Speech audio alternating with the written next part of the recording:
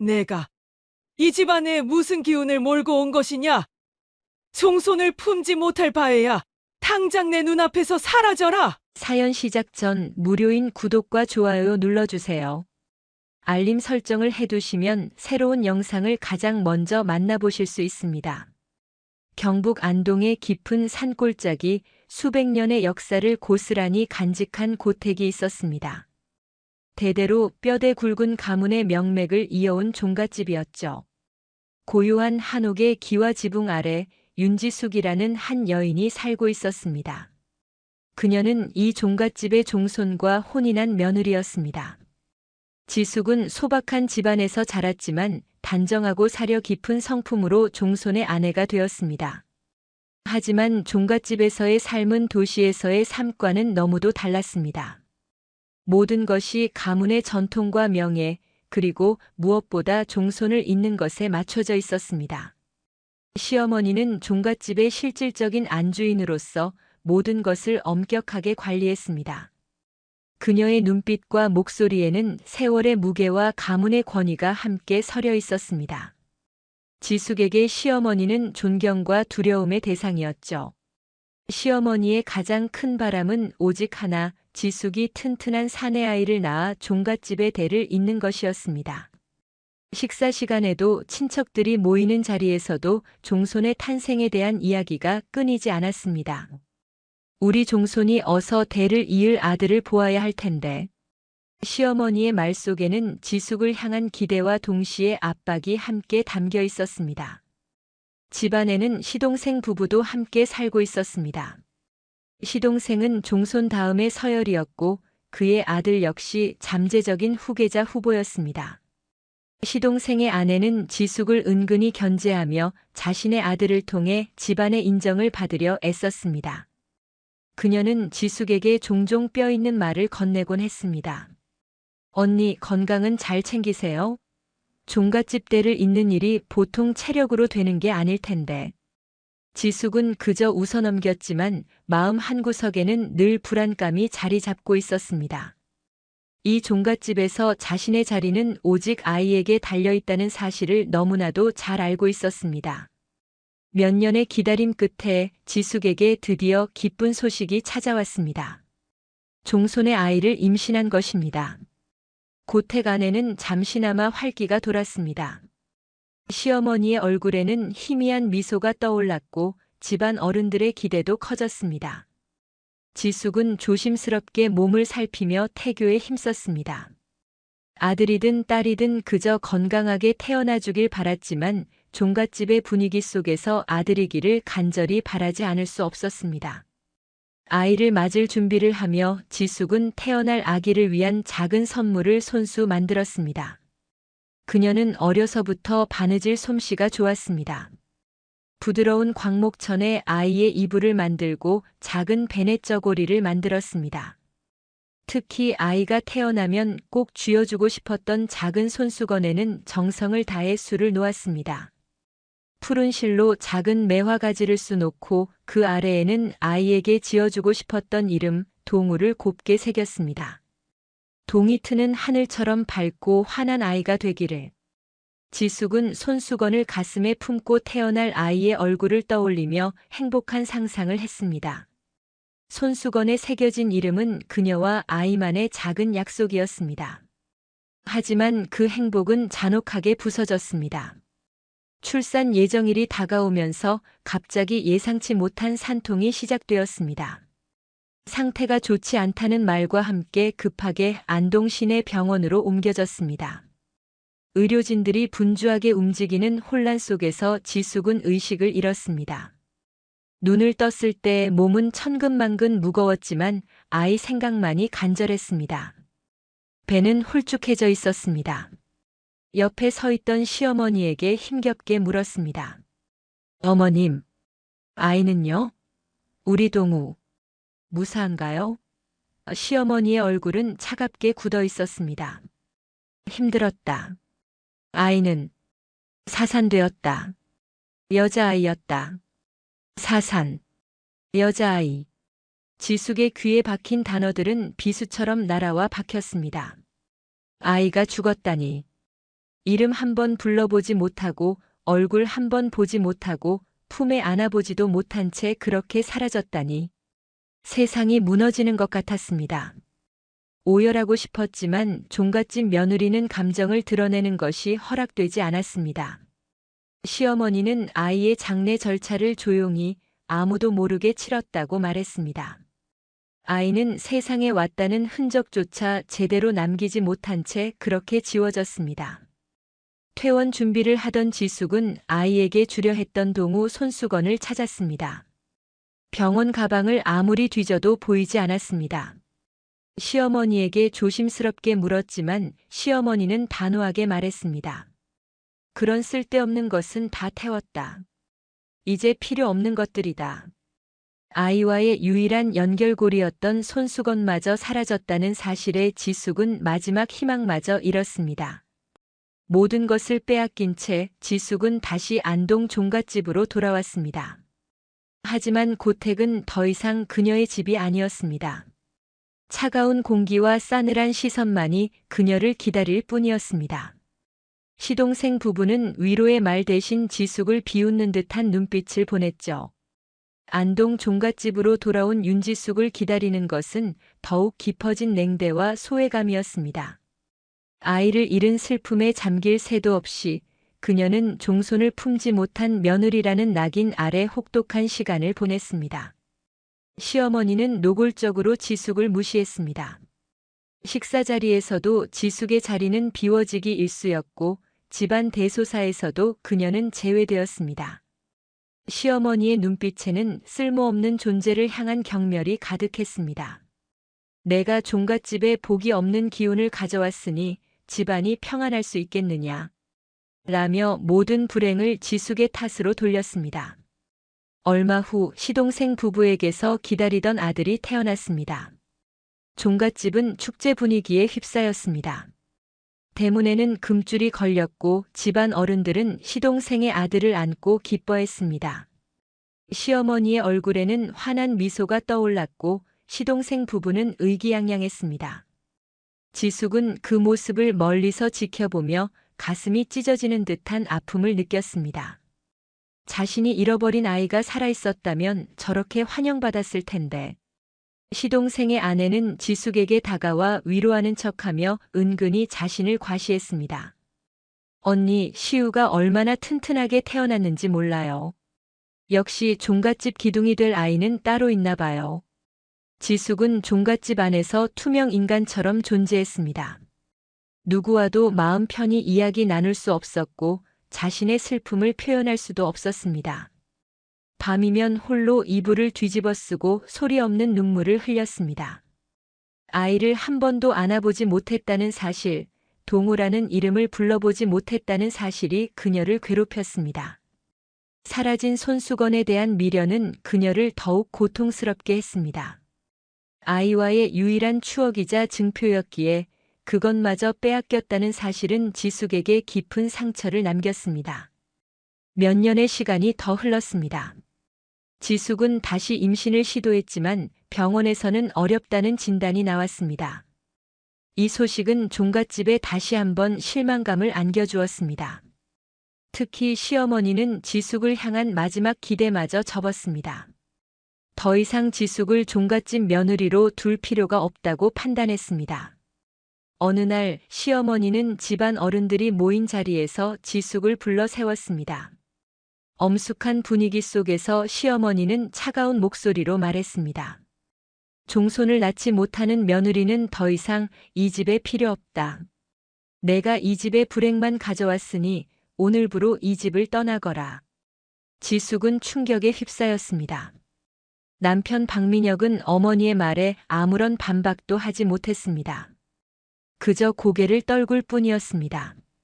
지숙은 시어머니와 집안 어른들 앞에서 무릎을 꿇고 애원했습니다. 어머님, 제발 저를 버리지 말아주세요. 이 집 말고는 갈 곳이 없습니다. 하지만 시어머니는 눈 하나 깜짝하지 않았습니다. 내가 갈 곳이 없는 것은 내 사정이다. 종갓집의 명예를 실추시킨 내가 더 이상 이곳에 발붙일 자리는 없다. 지숙은 그렇게 30년 전 안동의 유서 깊은 종갓집에서 짐 가방 하나만을 들고 쫓겨났습니다. 시동생 부부는 차가운 시선으로 그녀를 배웅했습니다. 오직 한 명, 지숙을 안타깝게 여기던 오랜 하인 김 씨만이 대문 앞에서 눈물을 훔쳤습니다. 김 씨는 지숙에게 아무도 모르게 작은 돈 봉투를 쥐어주었습니다. 이거라도. 부디 몸 건강하세요, 마님. 지숙은 고맙다는 말조차 제대로 하지 못한 채 고택을 나섰습니다. 익숙했던 기와 지붕이 시야에서 멀어지는 것을 보며 지숙은 하염없이 눈물을 흘렸습니다. 정을 주었던 집, 가족이라 생각했던 사람들에게 버려진 아픔은 너무나도 컸습니다. 서울로 향하는 버스 안에서 지숙은 막막함과 절망감에 휩싸였습니다. 가진 것이라고는 김 씨가 준 작은 돈 봉투와 몸뿐이었습니다. 안동 종갓집에서의 삶은 끝났습니다. 이제 그녀는 맨손으로 낯선 도시에서 홀로 살아남아야 했습니다. 그러나 지숙의 마음속에는 종갓집의 냉혹함과 자신을 버린 사람들에 대한 원망, 그리고 잃어버린 아이에 대한 깊은 슬픔과 그리움이 뒤섞여 있었습니다. 그녀는 이대로 무너지지 않겠다고, 반드시 다시 일어서겠다고 스스로에게 다짐했습니다. 바느질하던 손에서 느껴지는 실의 감촉만이 그녀에게 유일한 위안이자 희망의 끈이었습니다. 서울은 안동의 고즈넉한 종갓집과는 너무나도 다른 세상이었습니다. 높고 차가운 빌딩 숲과 빠르게 오가는 사람들 속에서 윤지숙은 길 잃은 아이처럼 서 있었습니다. 가진 돈은 곧 바닥났고 당장 잠잘 곳조차 구하기 힘들었습니다. 지숙은 살아남기 위해 닥치는 대로 일을 했습니다. 식당, 주방, 보조, 공장 생산 라인, 건물 청소 등 가리지 않았습니다. 손은 거칠어졌고 몸은 매일 피곤에 절었습니다. 종갓집 며느리로서 곱게 살아왔던 지난날은 마치 먼 옛날의 꿈처럼 느껴졌습니다. 고된 노동 속에서도 지숙은 바느질을 놓지 않았습니다. 낡은 천 조각과 버려진 옷가지들을 주워다 밤마다 조용히 바느질을 했습니다. 종갓집에서 어릴 적부터 익혔던 바느질 솜씨가 그녀에게 큰 힘이 되었습니다. 한 땀 한 땀 바느질을 할 때마다 마음속의 슬픔과 고통이 조금씩 풀리는 것 같았습니다.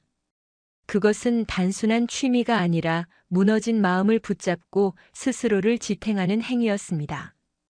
바늘 끝에서 천 조각들이 새로운 모양을 갖춰갈 때 지숙은 작은 성취감과 함께 나도 무언가를 할 수 있구나라는 희미한 희망을 느꼈습니다. 지숙은 자신의 손재주를 살려 전문적인 기술을 배우기로 결심했습니다. 주간에는 생활비를 벌고 야간에는 재봉 학원에 다녔습니다. 늦은 나이에 배우는 것이 쉽지 않았지만 지숙은 놀라운 집중력과 섬세한 손 감각을 보여주었습니다. 강사는 지숙의 재능을 단번에 알아보았습니다. 특히 그녀의 자수 솜씨는 감탄을 자아낼 정도였습니다. 종갓집에서 익혔던 전통 자수 기술에 현대적인 감각을 더하자 독창적인 스타일이 나왔습니다. 강사는 지숙에게 칭찬을 아끼지 않았습니다. 윤지숙 씨, 정말 대단하세요. 특히 자수는 제가 배울 게 없을 정도예요. 이 솜씨면 분명 성공하실 겁니다. 재봉 학원을 수료한 후 지숙은 동대문 시장 근처의 작은 옷수선 가게에서 일자리를 얻었습니다.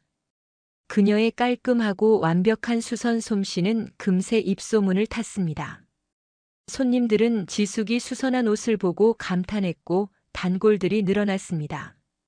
지숙은 수선 외에도 특별한 자수를 놓는 의뢰를 받기도 했습니다. 그녀의 손끝에서 평범한 옷들이 예술 작품으로 변모했습니다. 수선 가게 주인은 지숙 덕분에 가게가 활기를 찾았다며 기뻐했습니다. 윤지숙 씨, 정말 복덩이세요. 이 솜씨로 사장님 가게 차려도 되겠어요. 수선 일을 하며 지숙은 자신만의 공간, 자신만의 브랜드를 가지고 싶다는 꿈을 품었습니다. 종갓집에서 쓸모없는 존재로 버려졌던 과거를 딛고 자신의 능력으로 세상에 당당히 서고 싶었습니다. 그녀는 잠자는 시간과 식사 시간을 아껴가며 돈을 모았습니다. 푼돈을 아껴가며 통장에 차곡차곡 쌓이는 숫자를 보며 희망을 키웠습니다. 세월이 흘렀습니다. 10년, 20년, 30년 가까운 시간이 흘렀습니다.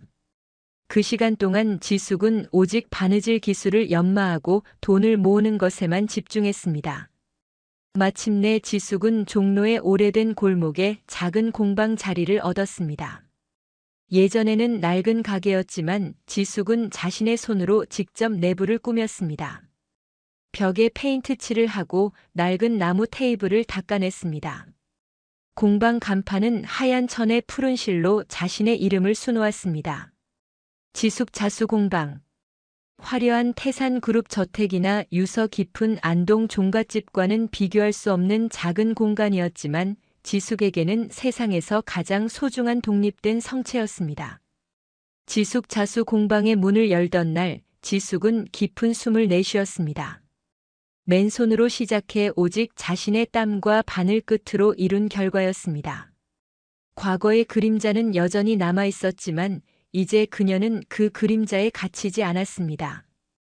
그녀는 스스로의 힘으로 새로운 삶을 개척하고 자신의 이름으로 세상에 당당히 섰습니다. 아픔 속에서도 꺾이지 않았던 그녀의 의지가 빛나는 순간이었습니다. 지숙 자수 공방은 윤지숙의 뛰어난 솜씨와 독창적인 디자인 덕분에 빠르게 입소문을 탔습니다. 그녀의 자수는 단순한 기술을 넘어선 예술이라는 평가를 받았습니다. 특히 그녀는 천 조각의 손님의 사연이나 원하는 메시지를 담아 맞춤 자수를 해주었는데 이는 사람들의 마음을 움직였습니다. 위로 자수, 희망 자수라고 불리며 지숙의 작품들은 많은 사랑을 받았습니다. 공방 일은 눈코 뜰 새 없이 바빴지만 지숙은 행복했습니다. 자신의 손으로 만든 작품이 누군가에게 기쁨과 위안을 준다는 사실이 기뻤습니다. 안동 종갓집에서 쓸모없는 존재로 버려졌던 그녀는 이제 자신의 능력으로 세상에 기여하며 당당하게 살아가고 있었습니다. 시간이 흘러 지숙은 50대 중반이 되었습니다. 공방은 안정적으로 운영되었고 경제적으로도 자립했습니다. 하지만 마음 한구석에는 늘 채워지지 않는 빈자리가 있었습니다. 30년 전 잃어버린 아이에 대한 그리움이었습니다. 아이가 살아있다면 지금쯤 30살이 넘은 어엿한 청년이 되었을 테죠.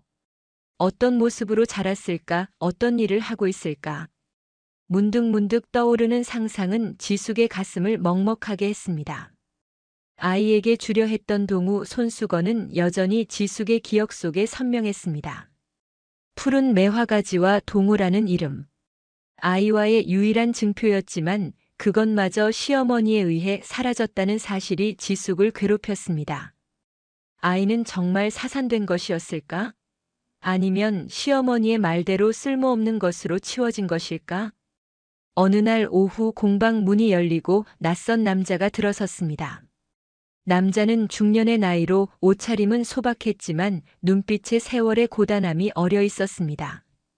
지숙은 손님을 맞이하려다 그 얼굴을 보고 숨을 멈췄습니다. 30년 전 안동 종갓집에서 오랜 세월 집사처럼 일했던 김 씨였습니다.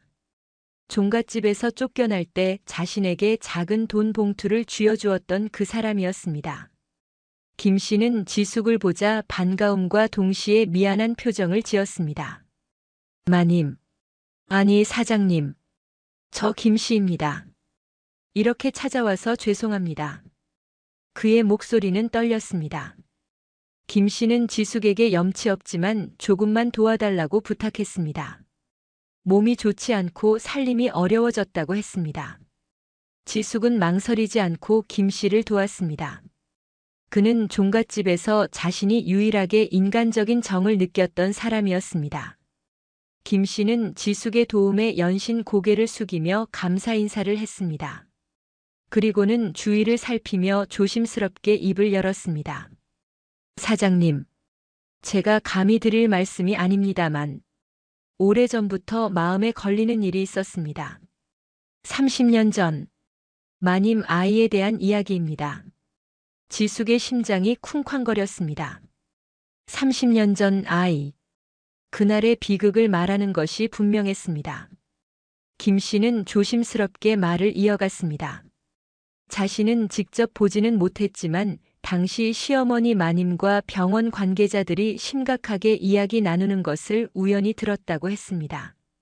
시어머니 마님께서 아이가 죽지 않았다, 조용히 처리해야 한다는 등의 말씀을 하셨고 병원 관계자에게 거액의 돈 봉투를 건네는 것을 목격했다고 했습니다.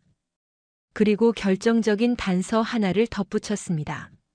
시어머니 마님께서 아이를 데리고 급히 병원을 나설 때 아이의 작은 손에 파란 실로 매와 가지가 수놓인 작은 손수건을 꼭 쥐어주는 것을 보았다고 했습니다. 그 손수건이 아이와의 유일한 연결고리라고 여기는 듯 했다고 했습니다. 지숙의 눈앞이 아득해졌습니다.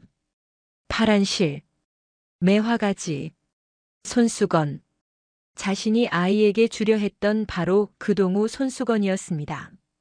김 씨의 말은 30년 동안 굳게 닫혀있던 지숙의 마음속 깊은 곳을 강타했습니다. 죽은 줄 알았던 아이가 살아있을지도 모른다는 충격적인 희망과 그 모든 비극의 배후에 시어머니의 잔인한 음모가 있었다는 끔찍한 진실이었습니다. 김 씨는 더 이상 자세한 내용은 알지 못한다며 그저 이 죄책감을 덜고 싶었다고 말하며 황급히 자리를 떠났습니다. 지숙은 망연자실한 채 김 씨가 준 희미한 희망과 거대한 의문만을 품고 공방에 홀로 남았습니다. 30년 만에 나타난 과거의 그림자, 김 씨의 말은 지숙의 평온했던 삶에 거대한 파문을 일으켰습니다. 아픔, 분노, 그리고 신락 같은 희망이 뒤섞여 그녀의 마음을 휘감았습니다. 챕터 5 추적의 시작 마이너스 아들의 행방을 찾아서. 김 씨의 폭로는 윤지숙의 잠자고 있던 삶을 격렬하게 흔들었습니다. 30년 전의 비극은 단순히 아이를 잃은 슬픔만이 아니었습니다. 그것은 누군가에 의해 치밀하게 조작된 거대한 사기극이자 한 여인의 삶을 짓밟고 아이의 운명을 바꾼 잔혹한 음모였습니다. 죽은 줄 알았던 아이가 살아있을지도 모른다는 가능성, 그리고 그 모든 배후에 시어머니의 손길이 닿아있다는 사실은 지숙에게 엄청난 충격과 함께 불타는 분노를 안겨주었습니다. 아들을 되찾아야 한다는 간절함이 지숙의 마음을 가득 채웠습니다. 하지만 아이의 행방을 찾는 것은 쉬운 일이 아니었습니다. 30년이라는 긴 세월이 흘렀고 상대는 명망 높은 안동 종갓집과 그 시어머니였습니다. 그들이 얼마나 철저하게 진실을 숨기고 조작했을지 짐작조차 할 수 없었습니다. 지숙은 조심스럽게 과거의 기록들을 파헤치기 시작했습니다. 김 씨가 언급했던 안동의 그 병원 기록을 알아보려 했지만 이미 오래전에 폐기되었거나 접근 권한이 없다는 답변만 돌아왔습니다. 당시 아이를 입양 보냈을 만한 기관들을 수소문했지만 30년 전의 기록은 찾기 어려웠고 대부분의 기관들은 개인정보 보호를 이유로 정보를 공개해주지 않았습니다. 종갓집의 영향력이 느껴지는 듯 했습니다. 누군가 의도적으로 모든 흔적을 지운 것이 분명했습니다. 지숙은 사설 탐정에게 조사를 의뢰하기도 했습니다. 하지만 안동의 종갓집과 관련된 일이라는 것을 안 탐정들은 난색을 표하거나 거액의 비용을 요구하며 제대로 된 조사를 진행하지 않았습니다. 명망 높은 가문의 비밀은 돈과 권력으로 단단히 봉인되어 있었습니다. 지숙은 좌절감을 느꼈습니다. 거대한 벽에 부딪힌 기분이었습니다. 그럼에도 아이가 살아있다는 희망의 불씨는 꺼뜨릴 수 없었습니다. 지숙은 포기하지 않고 작은 단서라도 찾기 위해 노력했습니다. 당시 병원에서 일했던 옛 직원들의 행방을 알아보거나 혹시 아이가 입양되었다면 어떤 경로를 거쳤을지 입양 관련 자료들을 찾아보았습니다. 이 과정에서 지숙은 우연히 한 기자의 이름이 눈에 들어왔습니다. 바로 서준우 기자였습니다. 그는 날카로운 시선과 집요한 취재력으로 사회의 어두운 면, 특히 오래된 사건의 이면을 파헤치는 것으로 유명했습니다.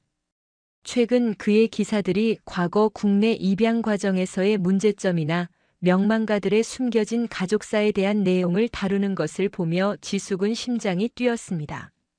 서준우 기자가 작성한 기사 속에서 30년 전 특정 시기, 특정 지역 안동과 가까운 도시의 병원이나 입양시설 등에 대한 언급이 나올 때마다 지숙은 자신의 이야기와 연결되어 있을지도 모른다는 강한 예감을 받았습니다. 그의 기사에는 진실을 향한 뜨거운 열정과 숨겨진 아픔에 공감하는 듯한 깊이가 느껴졌습니다. 서준우 기자는 과거 국내 입양 시스템의 허점과 명망가들의 부정한 개입에 대한 심층 취재를 진행하고 있었습니다. 그의 기사는 날카로웠고 숨겨진 진실을 들추어내는데 주저함이 없었습니다. 지숙은 서준우 기자의 기사를 읽을 때마다 묘한 감정을 느꼈습니다.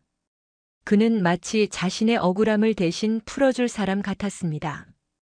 그리고 그의 기사 어딘가에 자신의 아이에 대한 단서가 숨겨져 있을지도 모른다는 희망이 커졌습니다.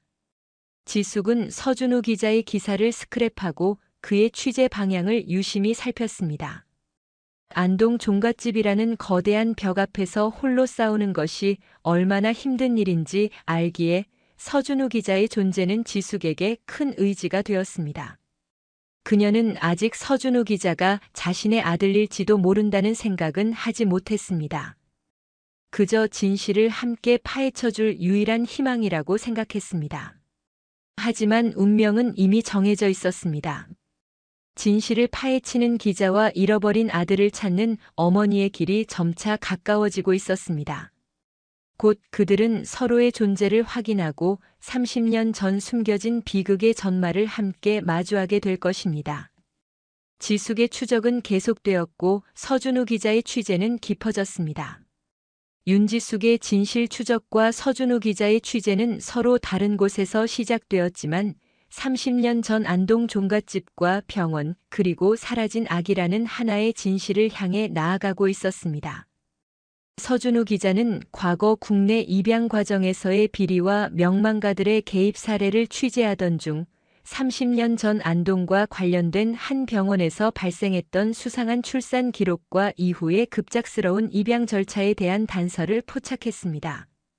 기록은 이미 오래되어 일부가 소실되었거나 조작된 흔적이 있었지만 기자 특유의 직감으로 서준우 기자는 이 사건 뒤에 무언가 큰 비밀이 숨겨져 있다고 판단했습니다. 그의 취재는 당시 병원에서 일했던 사람들과 관련된 입양기관의 옛 기록들을 파헤치는 방향으로 진행되었습니다. 이 과정에서 서준우 기자는 우연히 안동 종갓집의 옛 하인이었던 김 씨를 만나게 되었습니다. 김 씨는 죄책감에 시달리던 끝에 서준우 기자의 진실을 파헤치려는 열정에 마음이 움직여 자신이 알고 있는 이야기를 털어놓았습니다. 그는 30년 전 종갓집 마님 시어머니의 수상한 행동, 병원 관계자와의 은밀한 접촉, 그리고 아이의 작은 손에 쥐어져 있던 파란 실로 매화가지가 수놓인 손수건에 대한 이야기를 들려주었습니다. 그는 그 손수건이 아이와의 유일한 연결고리인 듯 했고 시어머니 마님이 그 손수건을 보며 알 수 없는 표정을 지었다는 것을 덧붙였습니다. 또한 아이의 어머니가 현재 서울 종로에서 지숙 자수 공방을 운영하고 있다는 정보도 함께 제공했습니다. 김 씨의 제보를 들은 서준우 기자는 충격에 휩싸였습니다. 30년 전 안동, 종갓집, 병원, 사라진 아기, 그리고 파란 실로 매화가지가 수놓인 손수건. 이 모든 단서들이 그의 과거와 너무나도 강하게 연결되었습니다. 서준우 기자는 자신이 어릴 적 입양될 때부터 간직해온 낡은 손수건을 떠올렸습니다. 그 손수건에는 파란 실로 매화가지가 곱게 수놓여 있었고 접힌 안쪽 귀퉁이에는 희미하게 동우라는 이름이 새겨져 있었습니다. 그의 유일한 과거 흔적이자 늘 궁금증을 자아냈던 이름이었습니다. 김 씨의 이야기는 그의 머릿속에서 모든 파편들을 하나로 맞추기 시작했습니다. 지숙 자수 공방. 어머니. 서준우 기자는 곧바로 종로의 지숙 자수 공방으로 향했습니다. 공방 문을 열고 들어선 그는 바느질에 몰두하고 있는 중년의 여인을 보았습니다. 그 여인이 자신의 어머니일지도 모른다는 생각에 심장이 미친 듯이 뛰었습니다. 여인은 고개를 들었고 서준우 기자는 그 얼굴에서 묘한 익숙함과 함께 자신과 닮은 듯한 이목구비를 발견했습니다. 그 여인이 바로 윤지숙이었습니다. 지숙은 갑자기 공방에 들어선 젊은 남자를 보고 의아한 표정을 지었지만 그의 낯익은 얼굴과 강렬한 눈빛에서 알 수 없는 감정을 느꼈습니다. 서준우 기자는 심호흡을 하고 조심스럽게 입을 열었습니다. 윤지숙 사장님이십니까? 안동 종갓집. 그리고 30년 전 병원 일에 대해 여쭤볼 것이 있습니다. 지숙의 얼굴은 하얗게 질렸고 손은 심하게 떨렸습니다.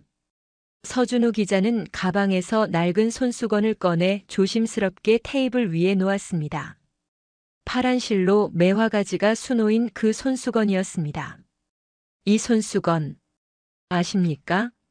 그리고 이 안에 새겨진 동우라는 이름에 대해 지숙은 그 손수건을 보는 순간 오열했습니다. 30년 동안 꿈속에서조차 생생하게 기억하던 바로 그 동우 손수건이었습니다. 아이에게 주려 했던 사라졌다고 믿었던 그 손수건이었습니다. 떨리는 손으로 손수건을 받아든 지숙은 말을 잇지 못했습니다. 손수건에 새겨진 이름과 문양은 누구도 알 수 없는 오직 그녀만이 아는 비밀이었습니다. 손수건은 30년의 시간과 공간을 뛰어넘어 기적처럼 다시 나타난 아이의 증표였습니다. 서준우 기자는 지숙의 눈물과 반응을 통해 모든 진실을 확신했습니다. 그는 천천히 지숙에게 다가가 말했습니다. 어머니, 제가 동우입니다. 서준우는 입양된 후 바뀐 이름입니다. 30년 만에 비로소 자신의 진짜 이름을 찾은 아이의 목소리였습니다. 지숙은 아들 동우를 품에 안고 오열했습니다. 죽은 줄 알았던 아이, 이름조차 불러보지 못했던 아이, 그 아이가 바로 눈앞에 서 있었습니다. 파란 실처럼 끊어졌던 모자의 인연이 30년 만에 기적처럼 다시 이어지는 순간이었습니다. 윤지숙과 아들 동우, 서준우 기자는 서로를 꼭 안고 잃어버렸던 시간을 위로했습니다. 30년의 세월이 담긴 깊은 포옹이었습니다. 눈물과 감격 속에 서로의 존재를 확인한 모자는 지숙의 공방에 마주 앉아 그동안의 이야기들을 나누었습니다. 지숙은 안동 종갓집에서 겪었던 비극적인 삶, 아이를 잃은 후의 절망과 고통, 그리고 최 비서의 제보를 통해 진실의 실마리를 잡게 된 과정을 이야기했습니다. 서준우 기자는 어린 시절 입양되어 미국에서 자란 이야기, 친부모에 대한 막연한 그리움과 동우 손수건에 대한 의문, 그리고 기자로서 진실을 추적하며 자신의 과거와 연결된 단서를 발견하게 된 과정을 이야기했습니다. 두 사람의 이야기가 하나로 맞춰지면서 30년 전 안동 종갓집에 숨겨졌던 진실의 윤곽이 점차 명확해졌습니다. 시어머니가 종갓집의 명예와 후계자 문제, 그리고 미신적인 믿음 때문에 자신의 손주를 죽은 것으로 위장하고 강제로 입양 보냈다는 사실은 충격 그 자체였습니다. 서준우 기자는 기자로서의 예리함으로 이 모든 일이 어떻게 가능했으며 누가 개입했는지 파고들었습니다. 지숙과 서준우 기자는 김 씨가 알려준 단서를 바탕으로 당시 안동병원 관계자들, 관련된 입양기관 관계자들, 그리고 종갓집의 옛 어른들이나 직원들을 조심스럽게 접촉했습니다. 처음에는 모두 입을 다물었습니다. 종갓집의 명예와 시어머니의 위세 때문이었습니다. 하지만 서준우 기자의 집요한 설득과 시간이 흘러 죄책감에 시달리던 몇몇 사람들의 양심 고백이 이어지면서 진실의 조각들이 맞춰지기 시작했습니다. 당시 시어머니는 아이가 태어나기 전 점쟁이로부터 이 아이는 집안의 기둥을 무너뜨릴 팔자라는 불길한 예언을 들었고 미신에 사로잡혀 아이를 제거할 계획을 세웠다는 증언이 나왔습니다. 출산 후 아이가 아들이라는 사실을 확인했지만 점쟁이의 예언과 혜린의 아들이 이미 태어난 상황에서 시어머니는 자신의 종손이 아닌 불길한 기운을 가진 아이는 필요 없다고 판단했던 것입니다. 시어머니는 병원 관계자에게 거액의 돈을 주고 아이가 사산된 것으로 꾸미고 기록을 조작했으며 아이를 몰래 빼돌려 입양기관을 통해 해외로 입양 보냈습니다. 이 과정에서 남편 박민영 역시 어머니의 압력에 굴복하거나 최소한 진실을 알고도 외면했다는 증언도 나왔습니다. 혜린 또한 이 모든 상황을 어렴풋이 알면서도 침묵했거나 지숙을 더욱 고립시키는데 일조했다는 정황도 드러났습니다. 진실의 조각들이 맞춰질수록 지숙과 서준우 기자의 마음속에는 분노가 치밀어 올랐습니다. 자신들의 삶이 한 사람의 왜곡된 믿음과 잔인한 이기심, 그리고 주변 사람들의 비겁함 때문에 송두리째 망가졌다는 사실을 알게 된 것입니다. 서준우 기자는 이제 이 모든 죄악을 세상에 폭로하고 진정한 정의를 실현하는 것이 자신의 사명이라고 확신했습니다. 지숙은 더 이상 두려워하지 않았습니다. 아들과 함께 진실을 밝히고 자신을 짓밟았던 이들에게 정당한 책임을 묻기로 결심했습니다. 30년 만에 찾은 아들 동우 앞에서 지숙은 과거의 약하고 슬픈 며느리가 아닌 강하고 단단한 어머니의 모습으로 변해 있었습니다. 미신과 탐욕에 맞서는 용기가 그녀를 이끌었습니다. 윤지숙과 아들 동우, 서준우 기자는 더 이상 숨기거나 망설이지 않았습니다. 서준우 기자는 자신이 모은 모든 증거와 증언, 그리고 어머니 지숙의 용기 있는 사연을 담아 안동 종갓집의 30년 전 비극적인 비밀을 폭로하는 심층 기사를 작성했습니다. 기사가 온라인과 신문 지면을 통해 세상에 공개되자 대한민국은 발칵 뒤집혔습니다. 명망 높은 종갓집에 숨겨진 추악한 진실과 한 여인, 그리고 그의 아이의 운명을 조작한 잔혹한 이야기는 전 국민에게 큰 충격과 분노를 안겨주었습니다. 안동 종갓집은 창립 이래 최대의 위기에 봉착했습니다. 시어머니는 모든 사실을 부인하며 완강하게 맞섰지만 서준우 기자의 철저한 증거와 김 씨를 비롯한 당시 병원 관계자들의 이어진 양심 고백, 그리고 지숙의 용기 있는 증언 앞에 그녀의 거짓은 만천하에 드러났습니다. 지숙은 카메라 앞에서 30년 전 자신의 억울한 사연과 아이를 빼앗긴 고통, 그리고 시어머니의 잔인한 음모를 담담하게 이야기했습니다. 그녀의 진솔한 증언은 많은 사람들의 심금을 울렸습니다. 결국 시어머니는 아동복지법 위반 아동 유기 및 방조, 문서 조작 등 여러 혐의로 법적 책임을 지게 되었고 안동 종갓집의 명예는 땅에 떨어졌습니다. 미신과 탐욕에 눈이 멀어버린 행위는 가문을 몰락시키는 결과를 가져왔습니다. 남편 박민혁은 어머니의 죄를 알고 괴로워했지만 과거에 무능하고 비겁했던 자신에게 책임을 물어야 했습니다. 혜린과 시동생 부부 역시 자신들의 침묵과 이기심에 대한 비난을 피할 수 없었습니다. 지숙은 종갓집을 상대로 법적 소송을 제기하여 정당한 보상과 사과를 받아냈습니다. 이 소송은 단순히 재산을 얻기 위함이 아니었습니다. 자신의 억울함을 풀고 빼앗긴 30년의 삶과 아들 동우의 존재를 세상에 당당히 알리는 과정이었습니다. 모든 싸움이 끝난 후 윤지숙과 아들 동우, 서준우 기자는 비로소 평온한 일상을 되찾았습니다. 잃어버렸던 시간은 되돌릴 수 없었지만 두 사람은 함께 미래를 만들어가기로 했습니다. 서준우 기자는 계속해서 진실을 추적하는 기자로서의 사명을 다했고 지숙은 자신의 삶을 새로운 의미로 채워나갔습니다. 그녀는 종갓집에게 받은 보상금과 자신의 재산을 활용하여 지숙 자수 공방을 확장하고 사회적 기업으로 전환했습니다. 공방 이름은 희망을 수놓는 사람들로 바꾸었습니다. 희망을 수놓는 사람들은 보육원 아이들이나 어려운 환경의 여성들에게 전통 자수와 현대 자수 기술을 가르치고 그들이 만든 작품을 판매하여 자립을 돕는 곳이 되었습니다. 지숙은 아이들을 가르칠 때마다 과거 자신의 아들 동우를 떠올렸습니다. 그녀의 손끝에서 나오는 따뜻함과 가르침은 상처받은 아이들에게 큰 위로가 되었습니다.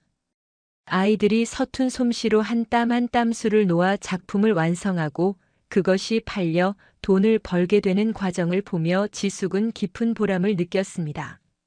자신처럼 세상에 버려졌던 아이들이 스스로의 힘으로 희망을 수놓는 모습을 보는 것은 그 어떤 성공보다 값졌습니다.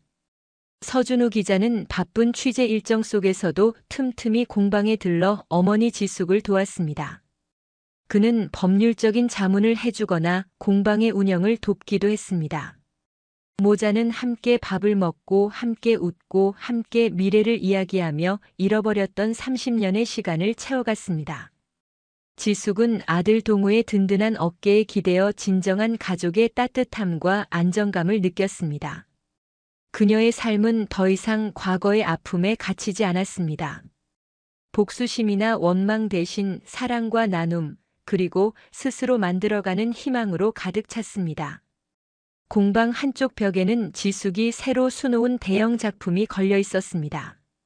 다양한 색깔의 실이 복잡하게 얽혀 아름다운 그림을 만들어냈고 그 위에는 내 삶은 내가 수놓는다라는 문구가 빛나고 있었습니다. 과거 안동 종갓집과 시어머니에 의해 비참하게 버려졌던 그녀의 삶은 이제 그녀 스스로 가장 아름답고 의미 있는 그림으로 완성되고 있었습니다. 그녀의 손끝에서 그리고 그녀가 만나는 모든 사람들의 마음속에서 희망은 언제나 새롭게 수놓여지고 있었습니다. 그녀의 이야기는 절망 속에서도 꺾이지 않는 인간의 의지와 진실의 힘 그리고 스스로 행복을 만들어가는 용기에 대한 증거였습니다. 오늘 이야기 어떠셨나요? 구독과 알람 설정 잊지 마시고 소중한 댓글 하나가 정말 큰 힘이 됩니다. 시청해주셔서 진심으로 감사드립니다.